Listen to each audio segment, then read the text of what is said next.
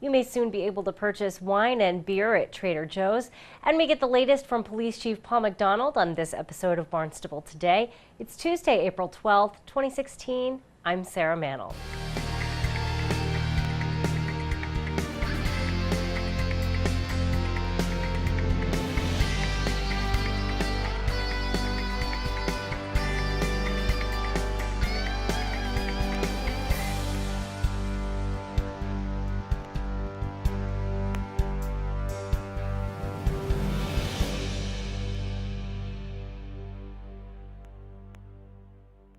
Trader Joe's in Hyannis is expanding. Monday morning, the Barnstable Licensing Authority approved a transfer of a wine and malt retail package store license from the Foodport International Market to Trader Joe's. Attorney Andrew Upton talked about the expansion before the vote. Today, the board must consider the character and fitness of the applicant for the license, as well as the public need and the common good for the license at this location. Trader Joe's is a high-quality operator, and they've proven their fitness as a licensee through their stewardship of 5 licensed stores in Cambridge, Framingham, Brookline, Peabody, and Foxborough. They last had a violation of any kind well over a decade ago, and neither the regional manager nor the proposed manager of record has ever had a violation of any kind. Trader Joe's is known for its community participation and local hiring practices. They're a frequent supporter of local organizations, and they're excited about expanding their offerings here in Hyannis. Shortly, the management team will tell you in more detail about their experience in the operation. I believe the board will find Trader Joe's to have the character and fitness for approval, but you must also consider the public need for a license at this location. We feel the public need for Trader Joe's is clear. Hyannis has liquor stores, of course, but none are like Trader Joe's. Trader Joe's customers, those who are your neighbors and those who come from the Outer Cape and even off Cape, want the beer and wine selection offered by Trader Joe's. Trader Joe's needs a license to give these customers the full Trader Joe's experience. Unique wines, craft beers, and the tastings and pairings that drive sales and customer satisfaction are integral to the Trader Joe's business plan and to their customer service. Trader Joe's does not sell Bud, Miller, or Coors. They don't sell kegs. They don't sell beer balls. They don't sell nips. They don't sell half pints. In fact, they're not looking for hard alcohol at all. Trader Joe's sells specialty beers and wines designed to complement food. Like the specialty foods, Trader Joe's sources unique alcohol items from around the world and often offers products that are not easily available anywhere else. They sell quality, not quantity. Several customers also attended Monday's meeting and spoke in support of the license transfer. Some board members did raise concerns about the potential for increased traffic in an already congested parking lot. The license transfer now must be approved by the State Alcohol Beverage Control Commission.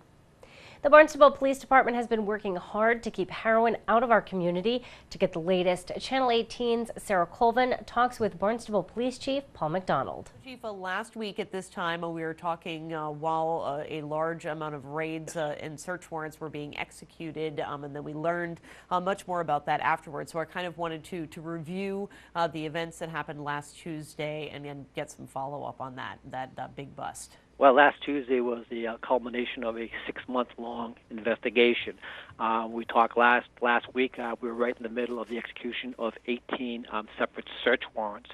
Last Tuesday at 4 o'clock in the morning, we had over 150 police officers here at the PD.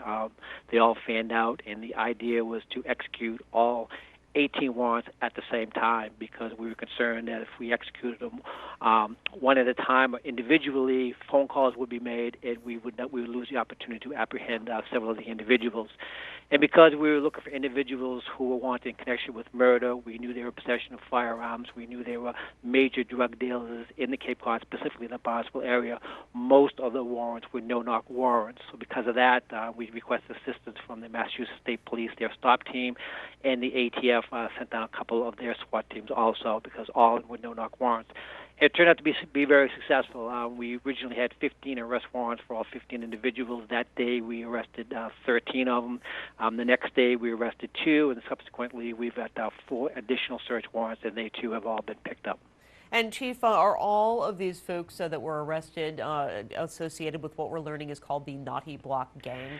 Yes, they're all associated. That name goes back to 2007, 2008. If you go back then, if you were in 2009, we had the shootings on Pontiac Street, actual Nautical Way. It started there. We had 3 individuals shot at 72 Nautical Way. That's when that name, the affiliation, the Naughty Gang, actually started popping up. But all of these individuals, they're all associates. They all grew up together, and they're all in cahoots. Is there concern, Chief, about this kind of gang-related activity or a named gang happening in Hyannis? The concern is their activity. The concern is what they're doing. But since we made the arrest, there have been several other interviews, interrogations made. We are gathering a lot of intelligence. This investigation is far from over because, as you can imagine, as these warrants were executed, the information that we get detailing what the gang's activity is, where everything is kept, who their affiliations are, who their customers are. So this is going to be ongoing for the next several months. Absolutely. And as we learned, Chief, from last week's press conference and from the subsequent information, this is really, the folks that were arrested were really the high-level people in charge of major heroin trafficking to Cape Cod. They were dealing on a minimum of 1 kilo of cocaine or heroin per week, so they are major suppliers, and they were supplying all of the lower-level street dealers. So we feel that we certainly have put a major dent in their operations and in the distribution and trafficking of cocaine in and around Barnstable. And we are concerned about the backfill.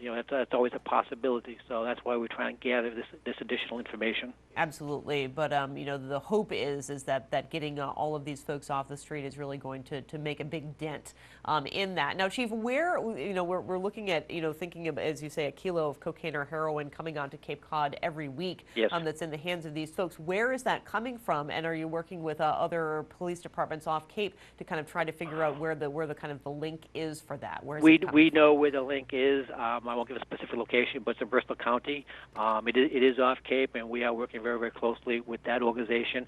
What they were doing was they were picking up, 1 kilo of coke. They bring it back here, and of course, then that would be cut. So 1 kilo of cocaine, when you add cut to it, now it's probably 2.5 kilos of cocaine when it's actually purchased out on the street.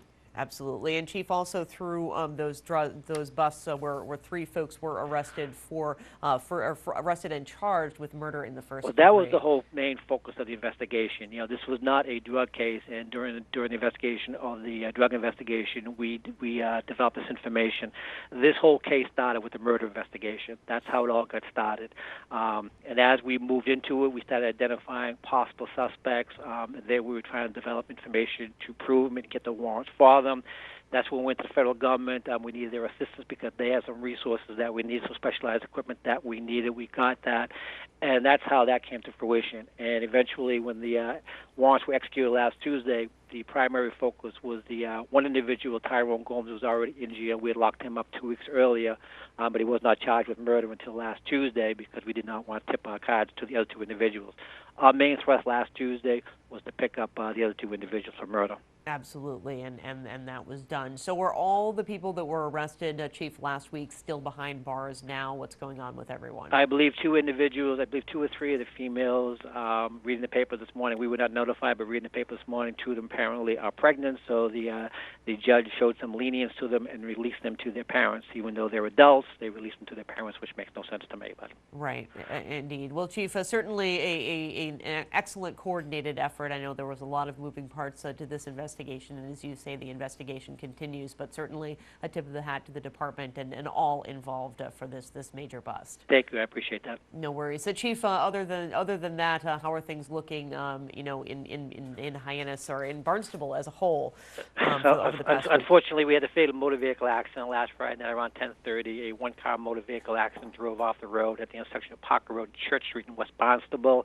We're still not sure what the cause of the accident is. The accident reconstruction team is looking at it to see if it was a mechanical defect or see if there's a possibility that the driver had some type of medical issue prior to the accident. But there isn't. We right now are trying to have difficulty determining the cause of the accident. Very, very light traffic. The road was lit. And for whatever reason, the vehicle just turned off the roadway and struck a rock. So we try to determine what happened there. We'll be sure to tune in to our hour-long news program, Barnstable This Morning, weekdays at 8 a.m. On tomorrow's show, we'll have our weekly Business Barnstable segment. We'll talk with Finance Director Mark Milne, plus we'll have all the news and information you need. For Barnstable Today, I'm Sarah Mannel.